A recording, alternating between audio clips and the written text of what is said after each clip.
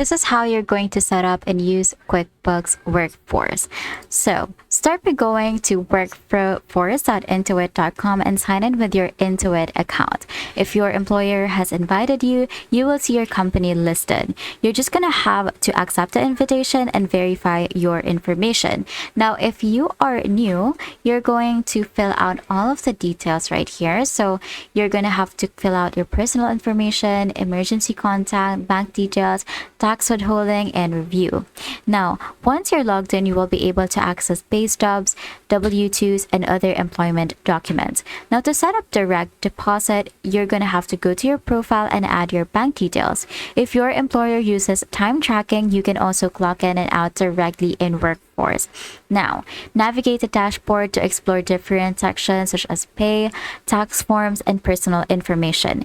Everything is stored securely and you can download or print whenever needed. The mobile app works the same way, letting you access your payroll info on the go. If you found this video helpful, please like and subscribe to the channel for more.